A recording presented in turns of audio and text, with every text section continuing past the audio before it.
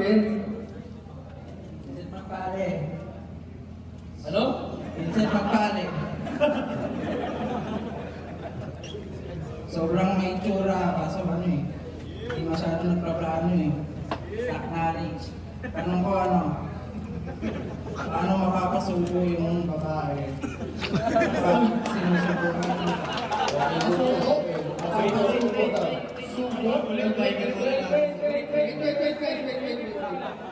Pakilala ko muna.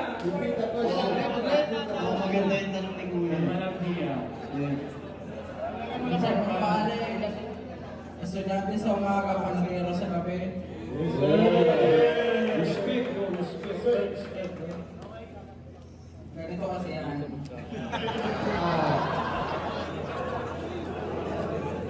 Mga kapag ano eh, kapag malan ng ano eh, parang hindi straight eh.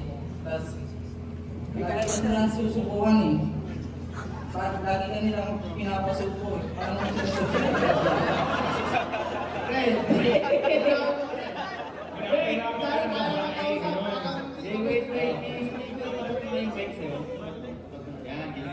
Pepe, ang mas natin din rin.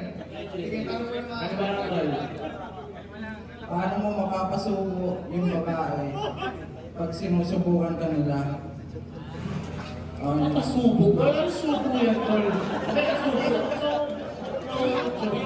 Subo ba yan? Parang ano eh, tinitesting ka nila eh.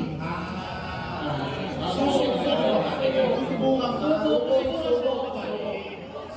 Pinitesting ka, anong gagawin mo? Diba? Wala, paano mapapatigil yung testing sa kanya? Okay, gets. Okay. Pag sinusubok ka daw ng babae. Ano yung mapapasubok? Alam mo tol, kung mga babae talaga, daily ka nila sinusubukan. Daily talaga yan. Kasi kaya naman daily ka nila sinusubukan. Sine-check nila kung tama ba yung napili nilang lalaki. Sinisigurado lang naman nila yan kung tama yung napili ng lalaki. Kung yung performance was safe pa rin yung day one. Oo.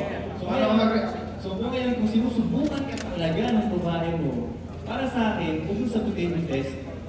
Kasi pag sinagot mo na yung test, doon yung mararamdaman, napagalaw ko siya. Sinubukan ko lang siya, napagalaw ko siya. So huwag mong sagutin, gawin mo ng small deal, di ba? Yeah. Parang doon lang, parang lang may kasama kang 7. Matitesting ka ba ng 7 years old na bata? Mas sabi mo, sinusubukan ako nitong batang to Itong 7 years old na to. Hindi naman, di ba? Gawin mo lang ng small deal yun, di ba? So yun lang din ang gagawin mo. Pag sinusubukan ka ng chick mong yun, gawin mo lang small deal.